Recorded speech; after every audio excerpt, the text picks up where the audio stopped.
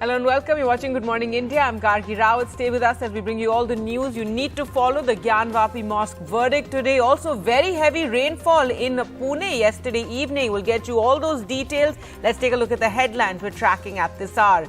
The Varanasi court is expected to decide today whether a case filed by 5 Hindu women seeking the right to worship inside the city's Gyanvapi Mosque is maintainable. Security has been increased in Varanasi ahead of the verdict.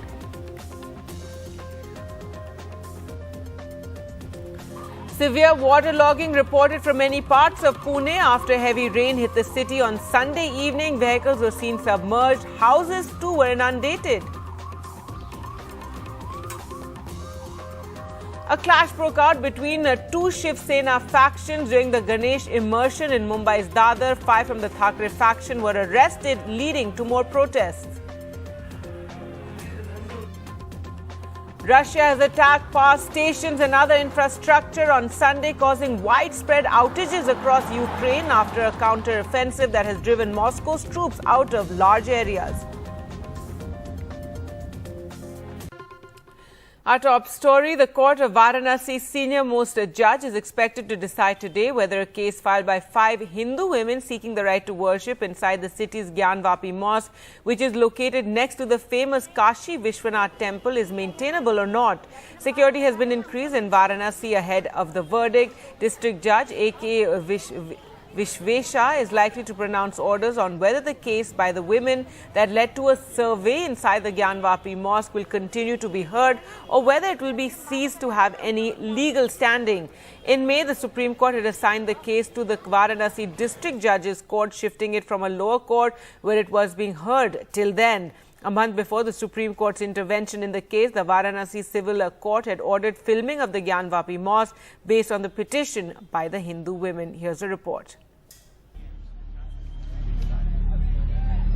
The court of Varanasi's senior-most judge is expected to decide whether a case filed by 5 Hindu women seeking the right to worship inside the city's Gyanvapi Mosque, located next to the famous Kashi Viswanath temple, is maintainable or not. Varanasi District Judge A.K. Vishvesh is likely to pronounce orders on whether the case by the women that led to a video survey inside the Gyanvapi Mosque will continue to be heard or whether it will cease to have any legal standing. In May this year, the Supreme Court of India assigned the case to the Varanasi District Judges Court, shifting it from a lower court, a civil court, where it was being heard till then, saying it needs to be heard by a senior judge given its sensitivity. A month before the Supreme Court's intervention, the Varanasi Civil Court had ordered the filming of the Gyanvapi Mosque based on the petition by the Hindu women who claim there are idols of Hindu gods and goddesses in the Gyanvapi Mosque complex. A report of the filming at the mosque was then submitted to the Varanasi court in a sealed cover, but the Hindu petitioners controversially released details just hours later. The report claimed a shivling had been found in a pond within the mosque complex, used for wuzu or purification rituals before Muslim prayers.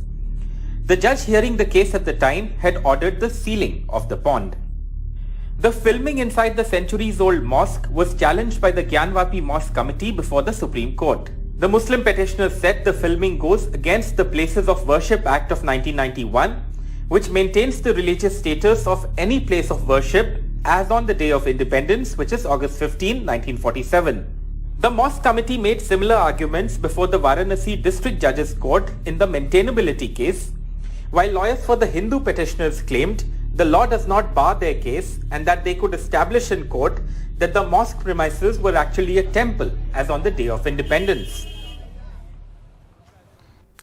In other news now, during the Ganesh immersion in Mumbai's Dadar, a clash broke out between the two Shiv Sena factions. Both the factions accused the other of starting the scuffle in the Prabha Devi area of Mumbai. Top Shiv Sena leaders then reached Dadar police station after the police arrested 5 of the Thakre faction.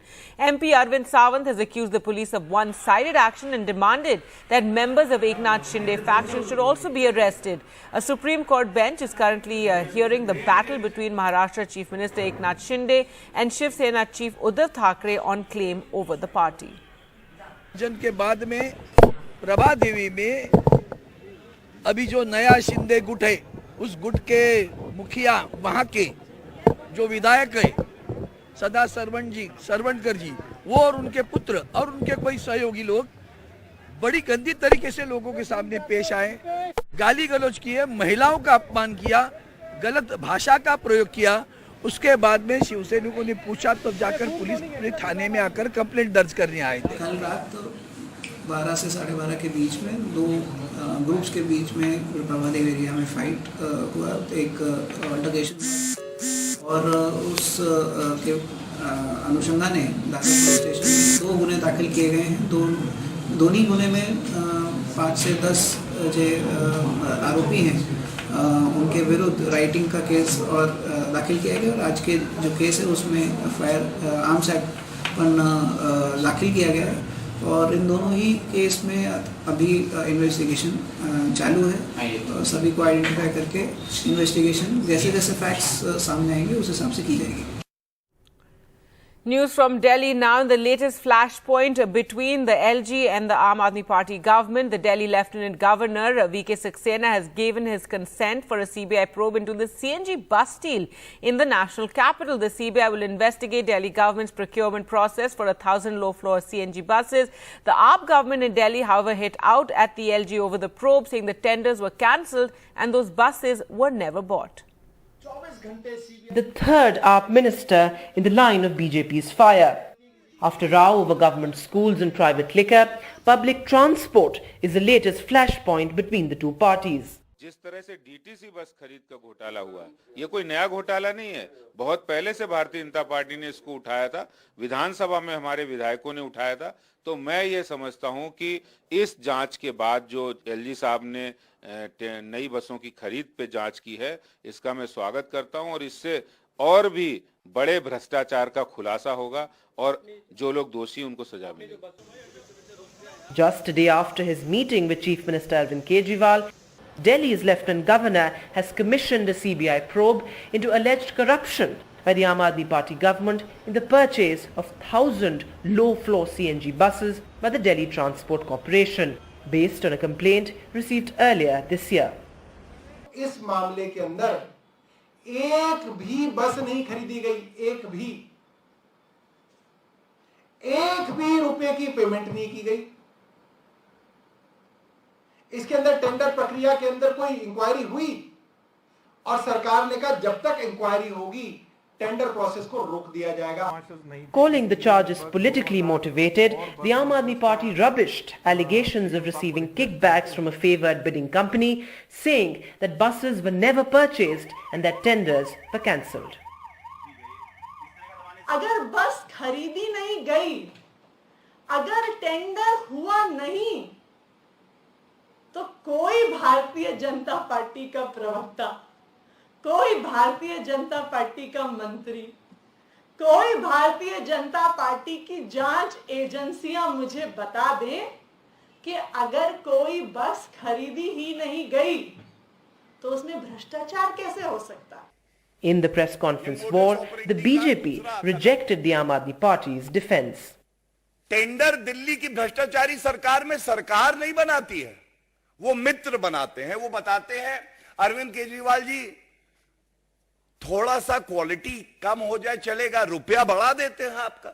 ऐसे मुख्यमंत्री को,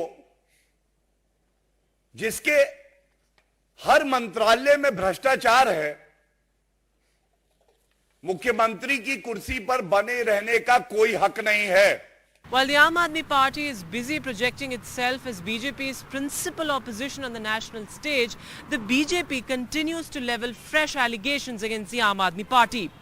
Well, in the run-up to crucial state assembly elections in Gujarat and Himachal, the fierce battle between the Aam Aadmi Party and the BJP in the national capital is far from over. In New Delhi with camera person Sanjay Kaushik, Vedant for NDTV.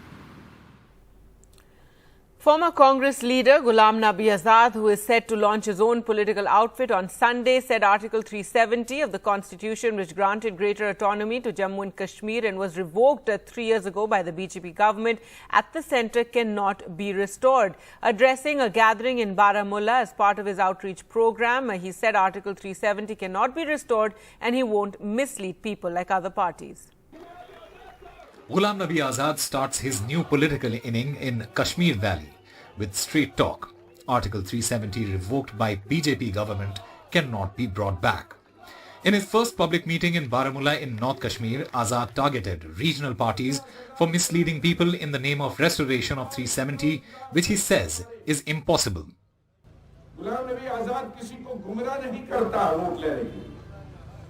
मैं vote लेने के लिए कोई ऊपर अल्लाह को हाजिर नाजिर करके मैं कभी आपको गुमराह नहीं करूंगा। 370 वापस लाने के लिए 2/3 अक्सरियत लोकसभा में होनी चाहिए।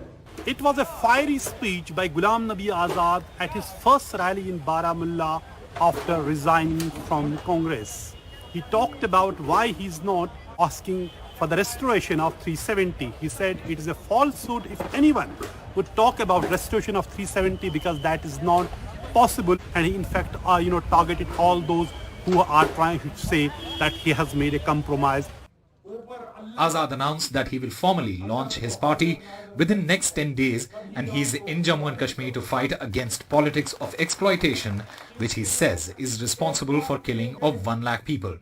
He spelled out the agenda of his party, which is restoration of statehood, protection of jobs and land for the residents of Jammu and Kashmir. आप किसी को एमएलए बनाने के लिए, एमपी बनाने के लिए ये झूठे नारे जो हो नहीं सकता, हो क्या सकता है? स्टेटहुड हो सकती है। उसके लिए जद्दोजहद करना, क्योंकि उसमें कोई कॉन्स्टिट्यूशन अमेंडमेंट की जरूरत नहीं।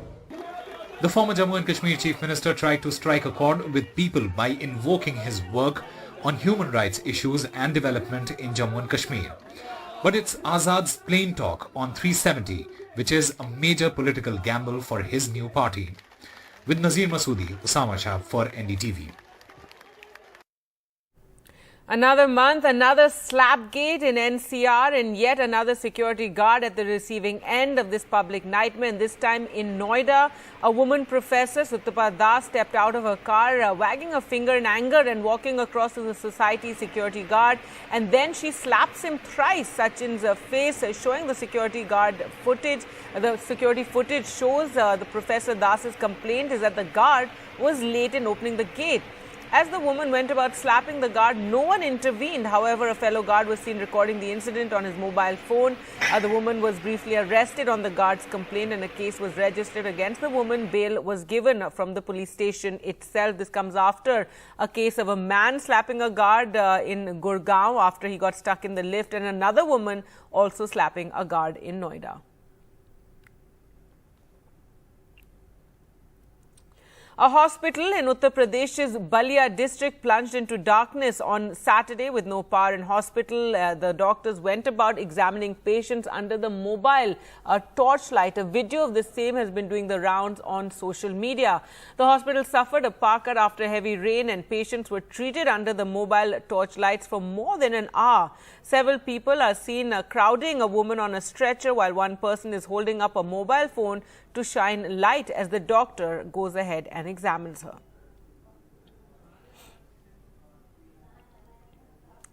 Now, the big international story: Russia attacked power stations and other infrastructure on Sunday, causing widespread outages across Ukraine as Kiev's forces pressed a swift counter-offensive that has driven Moscow's troops out of swaths of territory it had occupied in the northeast and south.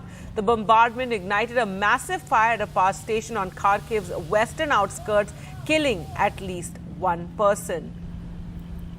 This as Moscow abandoned its main bastion in northeast Ukraine on Saturday in a sudden collapse of one of the war's principal front lines after Ukrainian forces made a rapid advance. The swift fall of Izium in the Kharkiv province was Moscow's worst defeat since its troops were forced back from capital Kiev in March. This could prove a decisive turning point in the 6-month-old war.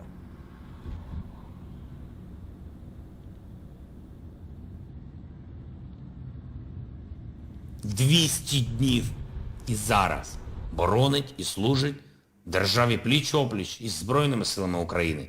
Я дякую усім бійцям Національної гвардії, її спецпризначенцям, зокрема 15-му Слов'янському полку. Дякую усім нашим прикордонникам, офіцерам і співробітникам Служби безпеки України, Національної поліції, ДСНС, нашим пожежникам, рятівникам, саперам, а разом всім нашим воїнам, захисникам, кращим синам і донькам України, які сьогодні звільняють її північ, південь та схід. Russian forces have withdrawn from key eastern townships as a rapid Ukrainian counterattack makes further gains.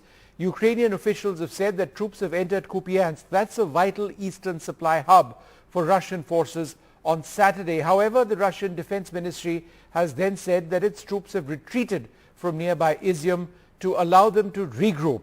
Now, the ministry has also confirmed the withdrawal of soldiers from a third key town, Balaklivia, in order to bolster efforts on the Donetsk front. Now, the big question is if indeed the Russians are making a tactical pause to withdraw or are withdrawing as part of a tactical plan, why are they leaving heavy tanks, armored personnel carriers and a lot of heavy weaponry behind? Some would suggest that they are in fact fleeing. As Ukraine reclaims its territory from the Russians, Ukrainian soldiers you saw there singing the national anthem to celebrate the moment, with Ukraine's President Volodymyr Zelensky stating that his country's armed forces had reclaimed some 2,000 square kilometers of their land. Well, in approximately a week's time, it appears that the Ukrainian armed forces have recaptured 2,500 square kilometers of territory in the east and south of Ukraine, which they had lost to Russian forces. Let's bring up the maps in what is now being broadly reported as a stunning reversal of the ground situation in the country and the biggest setback for Russian forces since they had to retreat from the area north of the Ukrainian capital Kiev. Does this mark the beginning of the end of the war is a big question. What is clear is that Ukrainian forces have taken key towns, as we'll explain to you here. First, this is the area we are talking about, the east and the south of the country, marked in pink and in red. The areas which we'll show you being circled are areas where there's been heavy fighting. The pink areas are areas taken over by the Russians when the war began. The striped areas are those that they've illegally controlled before February this year. Now, this is further north. Here you can see the area south of Kharkiv, the second largest Ukrainian city. This includes the towns of Izium, Kupiansk as well. Fighting intense over here. The sense is that the Ukrainians have started retaking these areas almost completely. Now, this is a close-up of some of the areas where fighting has taken place a little bit to the south, including the areas of Marinka, Avdiivka, Bakhmut, and the very important town of Slovyansk, which is considered a key point for the Russians to actually supply soldiers on this side. So if the Ukrainians have retaken that town, Slovyansk, to the top of the screen, then that's bad news for the Russians. Further south, well to the south and to the west, near the Ukrainian port of Mykolaiv, there's major fighting taking place on the Kherson front. That's a major Ukrainian city. It's under Russian control. The goal is to get Kherson back and then push further south. Along with Kherson, there's fighting in the Davydiv Brid area to the east as well. All those areas which are encircled are areas where fighting is taking place. Finally, let's play out this animated package showing the changes on the ground over the last couple of days. This clearly shows the Ukrainian advance into Russian-held areas. In blue, you see the Ukrainian areas gradually expanding. This is what it was. Then over the last few days, the 5th, 6th, 7th, 8th, the 9th, the 10th onwards of this month, you can see the Ukrainians regain a great deal of their territory in the east of their country. Well, let's take a look at what the Ukrainian president had to say. Рух наших воїнів на різних напрямках фронту продовжується. На цей час в рамках активних дій від початку вересня вже звільнено близько 2000 кілометрів нашої території. Російська армія цими днями демонструє найкраще, що вміє. Показує спину. І зрештою це непоганий вибір для них втікати. With that, time for us to slip into a short break. On the other side, heavy rain in Pune on Sunday evening causes waterlogging and flooding.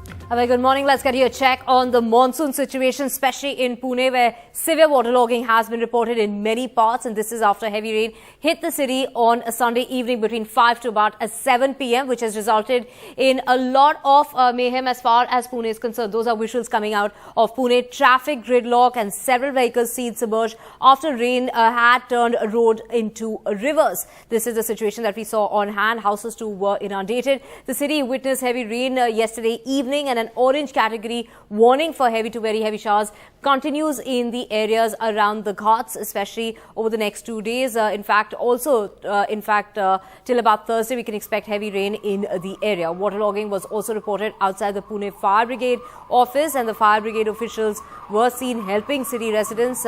Incidents of tree fall also were reported from 10 different places, and there were also there were reports of a lot of mayhem as far as the city of Pune is concerned. Those visuals coming out of Pune. When we talk about what is the forecast looking like, heavy showers to continue in Pune till Thursday. Orange category warning that has been issued by the Met Office till Thursday.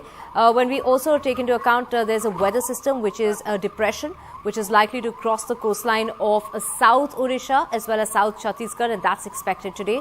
That weather system, which is right now close to Bhavanipatna and Gopalpur, that is weather system is moving inland. This is going to be the last spell of heavy rain as far as the area is concerned. That depression over south coastal Odisha that's moved, it's close to Bhavanipatna and Gopalpur, also close to Jagdalpur, and that weather system will move and cross the coastlines, and that is why it's going to cause heavy rain in the area, which includes Andhra Pradesh, Jharkhand as well as Gangetic, West Bengal, not just Chhattisgarh and Odisha.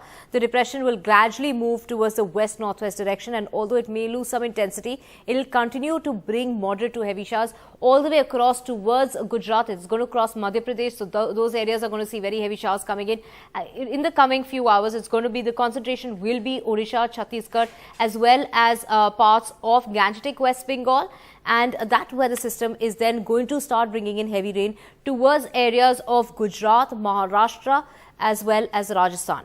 Now, moisture will get added from the Arabian Sea as this weather system moves along, and which is why the showers are going to get very, very heavy. There's going to be a heavy spell as far as Maharashtra is concerned, Konkan and Goa, including Mumbai, as well as the suburbs. And this is the last heavy spell that we can expect in Gujarat as well as Rajasthan. At the moment, the monsoon is 5% surplus, but taking into account the east, 18% deficit, the north, 7% deficit. But in the southern part of the country, it's been raining the most, is 34% surplus. With that, we're taking a short break. Lots more coming up on the other side.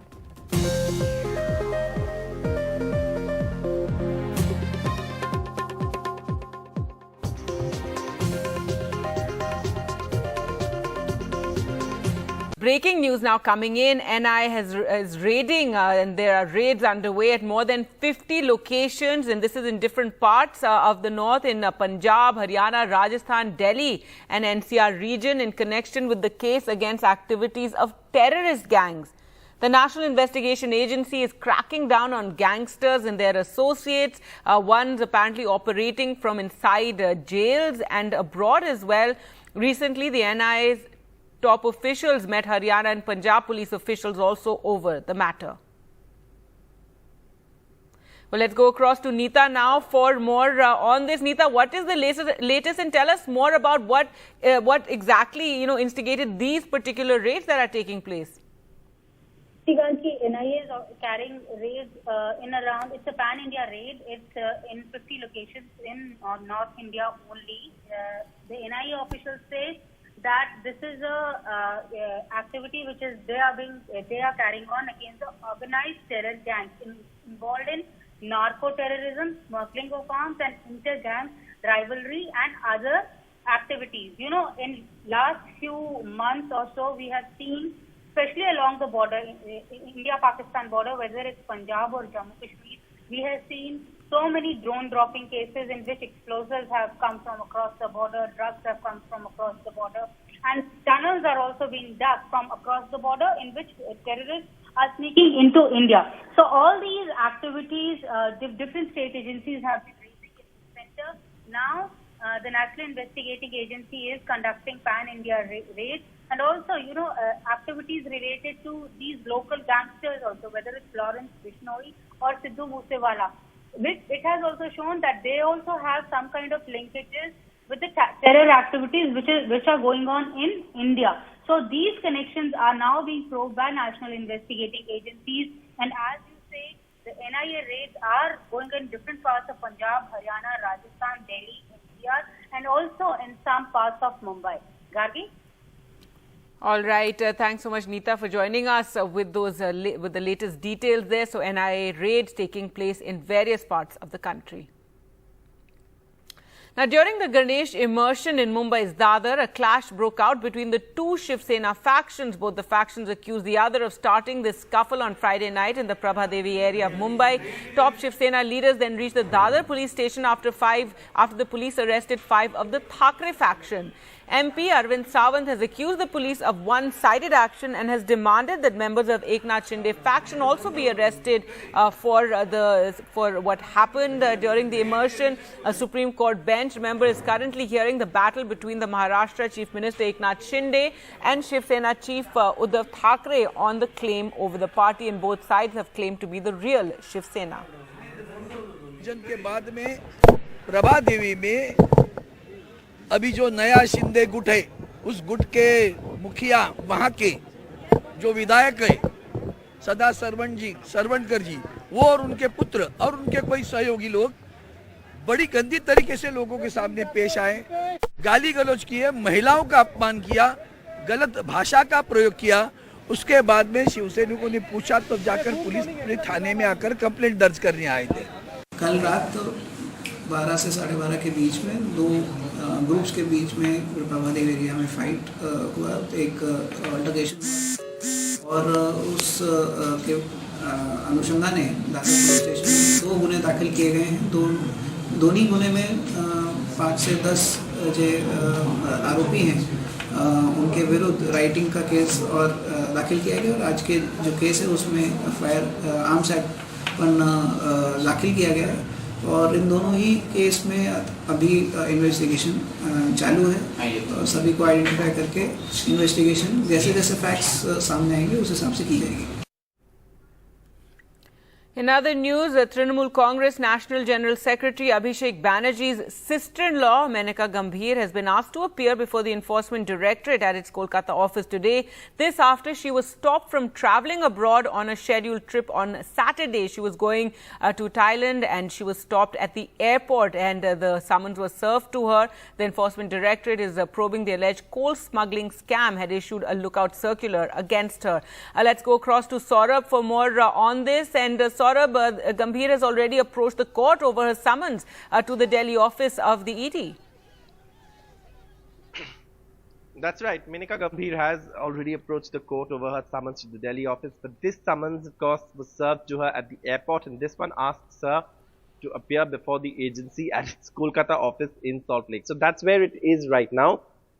She's been asked to appear today, but it's still unclear whether she will appear, given the fact that there is already a matter sub judice regarding her summons by ED. So that, of course, would need to be sorted out before actually, the summons is sort of accepted and adhered to by Manika Gambhir. But again, these are matters that would, will be sort of decided by her, probably her legal team. At this point, this has also become political. The fact that Abhishek Banerjee yesterday at a rally in North Bengal or in Malbazar said that, look, they searched Molloy Ghatak's house. They found only around 14,000 rupees, which didn't even cover the costs of the entire CBI team going and searching the premises there.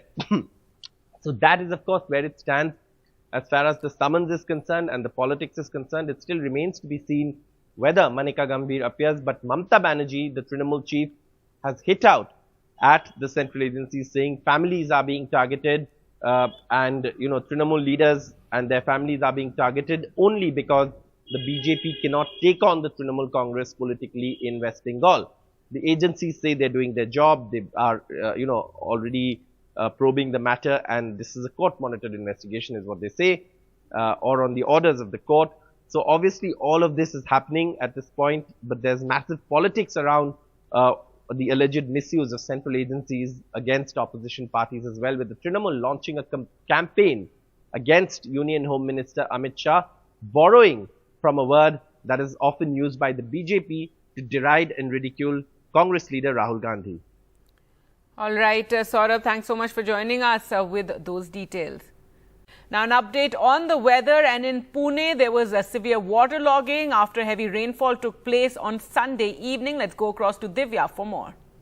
Right, Gargi, severe waterlogging in many parts of Pune after it rained heavily between 5 to 7 p.m. on a Sunday evening, and traffic gridlocked and several vehicles were seen submerged after water that in fact turned roads into rivers. Several houses too were inundated. The city witnessed heavy showers and an orange category warning has been sounded off for the area. In fact, that orange category warning is in place till about Thursday, and those are visuals that are coming off Pune where you can see cars submerged and inundated. As far as houses are concerned as well, lots and lots of rain seen in the area of in fact Pune and Madhya Maharashtra. A very heavy spell seen there, and we can see that it's not just now but over the next 2 to 3 days where showers will continue in most parts of the country. Now, what's causing this heavy spell? The reason behind it, there's a weather system which is brewing. There's a depression which is now moving from Odisha. It's moving inland and it's going to cross the coastline of Odisha as well as Chhattisgarh. That's the southern part of it.